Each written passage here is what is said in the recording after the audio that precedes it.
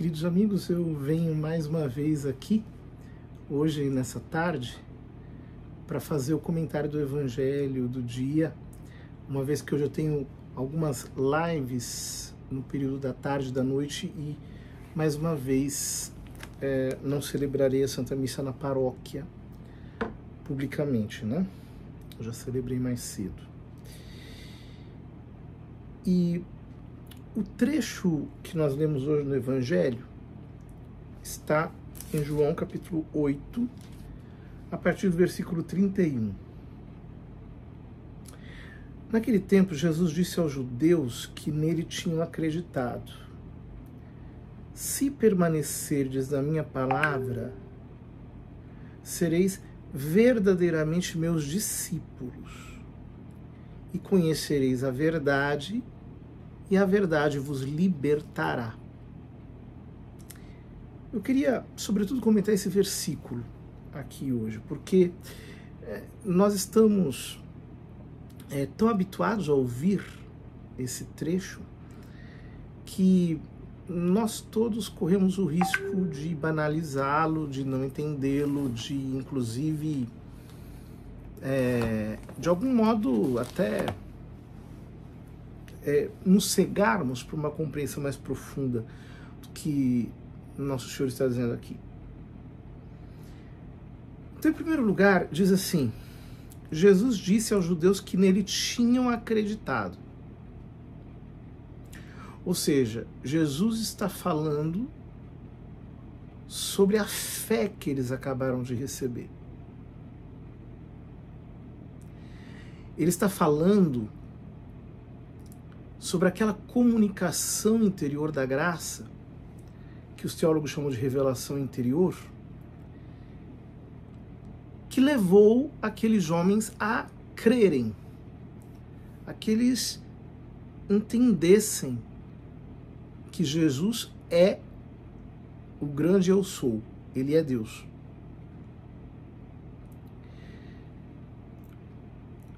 Porque o que nos faz crer não é a razoabilidade da matéria, nem alguma dedução que nós tenhamos feito. Algumas pessoas tentam crer à força de raciocínios, e dá muita pena, né? Porque a pessoa fica espremendo a própria inteligência, tentando tirar dela um ato de fé, e ela não percebe justamente que a fé só pode ser produzida pela graça,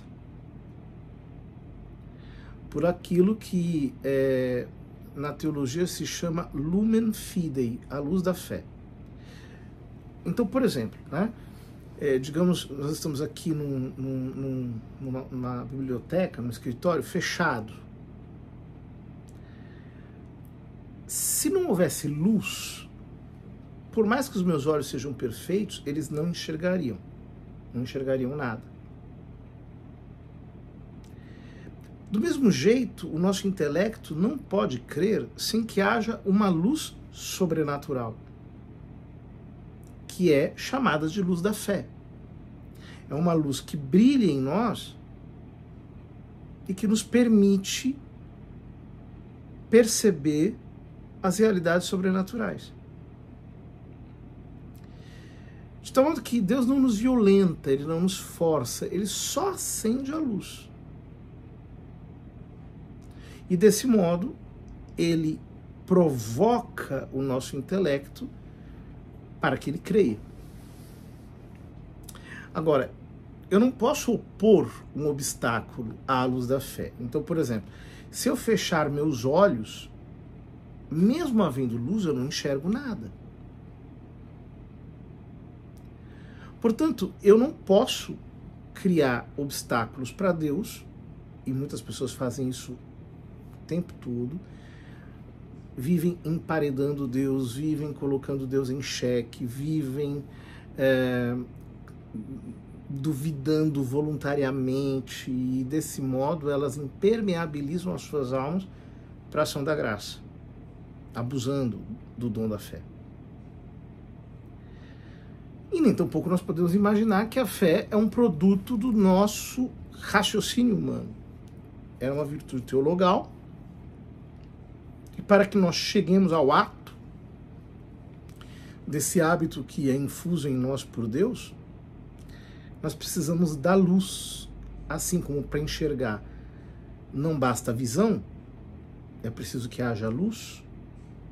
Para crer não basta ter o hábito, a virtude da fé, é preciso que haja uma luz sobrenatural que nos ilumine e que, portanto, nos permita crer. Estes judeus tinham acabado de receber a fé, foi o finalzinho do evangelho de ontem. E Jesus diz: se permanecerdes na minha palavra, sereis verdadeiramente meus discípulos, e conhecereis a verdade, e a verdade vos libertará. Se permanecerdes na minha palavra. Essa palavra, aqui traduzida por permanecer, é uma palavra bastante forte, porque ela fala de ter moradia, de morar, de se estabelecer, de fincar raízes, de permanecer, mas também fala de insistir, fala de persistir, de perseverar, fala de oportuna e importunamente estar na insistência. Exatamente como Jesus havia dito no capítulo 6 de São Mateus, quando ele diz: pedi e recebereis, buscai e achareis, batei e vos será aberto. Ou seja, ele está dizendo: permaneçam, busquem, peçam, batam, insistam. Porque sem essa permanência, que é a perseverança na vida de oração, é impossível chegar à contemplação de Deus. Não dá para chegar à contemplação de Deus apenas estudando tratados doutrinais ou escutando palestras. Eu preciso me recolher e insistir na busca, na petição, no bater. Eu tenho que morar. Mas morar aonde? Permanecer aonde? Se permanecerdes na minha palavra. Se permanecerdes na minha palavra. Que palavra é essa? Essa palavra é meramente a Sagrada Escritura? Num certo sentido, sim. Mas não é só isso. Porque sem o Espírito, o texto sagrado é só uma letra morta. Jesus disse aos fariseus: vós examinais a Escritura e não conheceis o poder de Deus, porque as Escrituras dão testemunho de mim. Portanto, quando ele fala da palavra, ele está falando mais do que se fosse apenas a Sagrada Escritura. Quando ele fala da palavra, ele nos está esclarecendo que essa palavra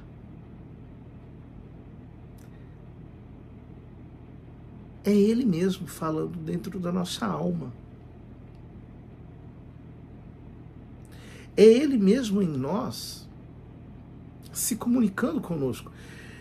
Ontem eu comentava que Jesus se apresenta como o grande Eu Sou, com o mesmo nome de Yahvé. E eu dizia que, como Deus é o seu próprio ser, e as coisas possuem uma essência delimitadora, para contemplar Deus, nós precisamos nos esvaziar de essências que estejam na nossa mente para percebê-lo na sua imensidão, na sua infinitude, no seu completo ser inexpressível. Porém, nós podemos correr o risco de pensar que ele está de tal modo transcendente que está fora de nós. E nós não percebemos que Deus está no nosso ato de ser.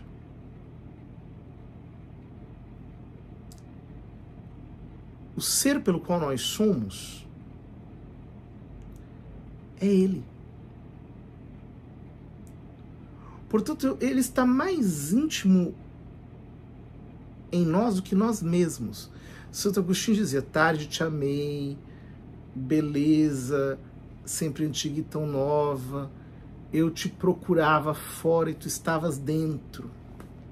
Eu te procurava longe e tu estavas perto.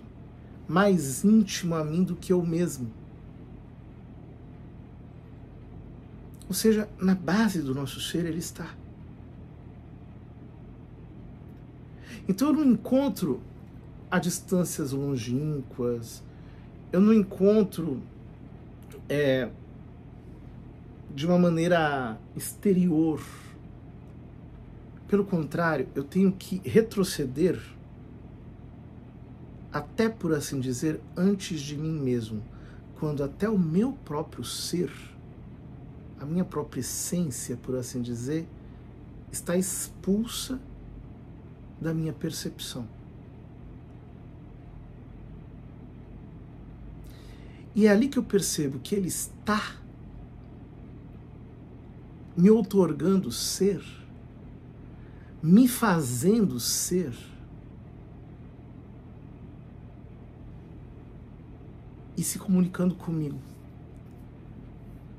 sem nenhuma palavra expressa necessariamente, sem som, sem ruído, porque ao me fazer ser, Ele me ama. Ele comunica uma participação do ser dele a mim e me sustenta, permitindo-me ser.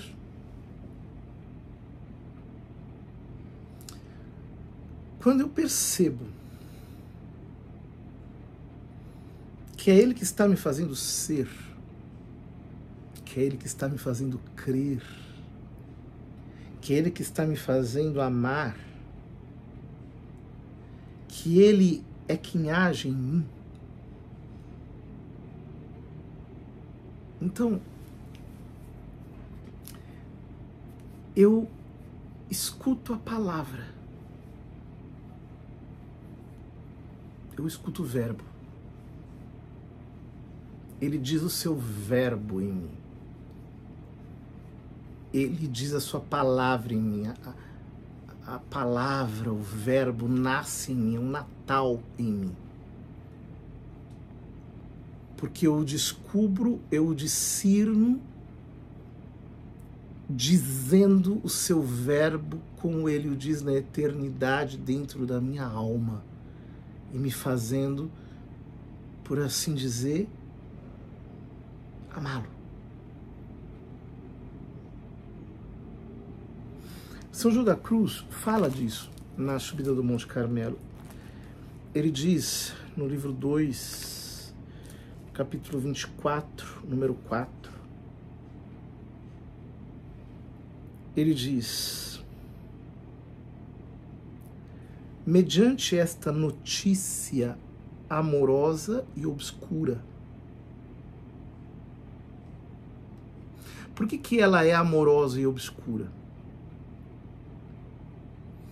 Ela é amorosa porque Deus não tem nenhuma razão para nos fazer ser senão nos amando. E ela é obscura porque é como se eu estivesse numa luz ofuscante, num brilho que me ofusca o intelecto, porque ele é mais intenso que a minha capacidade mesma de ver. Então ele diz,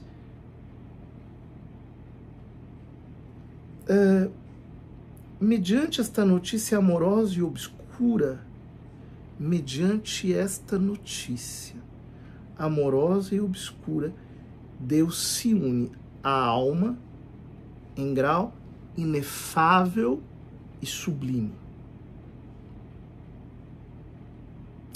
De certo modo, podemos dizer que esta notícia, que é a fé, serve na vida presente para a união divina, assim como na outra vida, o lume de glória à clara visão de Deus. Quer dizer, na vida eterna nós vamos contemplar Deus diretamente, através da luz da glória, desse lumen gloriae. Aqui, nós não temos ainda o lumen gloriae, nós temos o lumen fidei, a luz da fé. E essa luz não é outra coisa senão essa amorosa notícia pela qual ele se comunica conosco. Ele fala. Não através de palavras, mas através da outorga do ser. E quando nós aprendemos a regredir para trás de nós mesmos, para mais intimamente do que nós somos íntimos de nós, então ele está ali e Jesus diz, permaneçam nessa palavra, morem nessa palavra. Se vocês morarem aí, vocês vão ser meus discípulos, vocês vão ser guiados por mim, vocês vão aprender de mim. Ou seja, eu não vou ser discípulo de outro, eu vou ser discípulo dele. Ele é o meu mestre interior. É ele que fala. Então, de Jesus, conhecereis a verdade, e a verdade vos libertará. Conhecereis a verdade.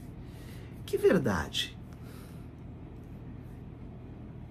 O conhecimento de Deus e o conhecimento de nós. Nós veremos o quão somos ínfimos e o quanto ele é infinito. O quanto nós somos fragmento e ele é a imensidão. Ele é inexprimível. Essa verdade que nos liberta. Por quê? Porque ela é uma verdade da contemplação, que nos faz transcender aquilo que é humano, aquilo que é terreno, aquilo que está na casca, aquilo que é exterior, que nos liberta das contingências corpóreas, ambientais, circunstanciais. É como um passarinho que bica, insiste, mora dentro do ovo, bicando, até que ele abre aquela porta estreita e sai por ela. E descobre a amplitude do mundo, a amplitude do cosmos. No nosso caso, nós saímos do ovo da percepção sensível e descobrimos a verdade da contemplação, a verdade de Deus, quem Ele é. Todos nós deveríamos pedir o dom da fé, muitas vezes. A vida de oração, de certo modo, começa assim, suplicando a Deus mais fé, até que ela se torne viva,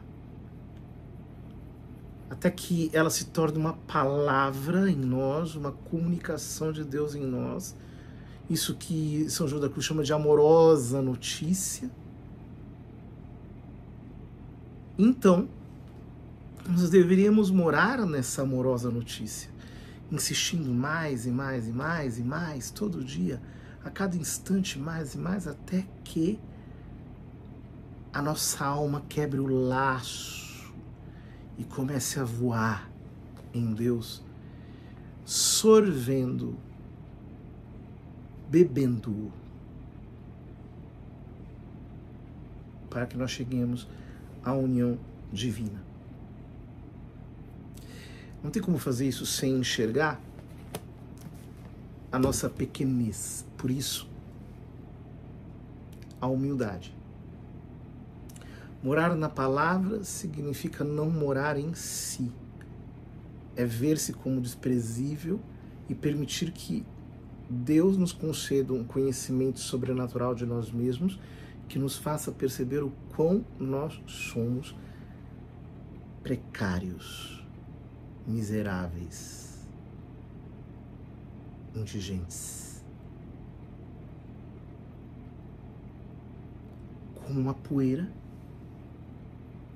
de quase nada, uma poeira ruim, manchada pelo pecado original e por tantos outros pecados voluntários que cometemos ao longo da nossa vida, e que por isso necessita dele mais do que qualquer outra coisa.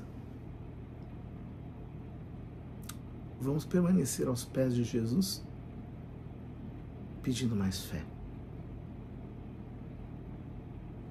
mergulhando na fé, descansando na fé, deixando que Ele nos faça viver nessa luz obscura dessa notícia amorosa. E assim, a verdade despontará em nós e nós descobriremos o verdadeiro significado da liberdade, que é andar soltamente nas asas do Espírito, arrebatado na comunhão com Deus. Deus te abençoe.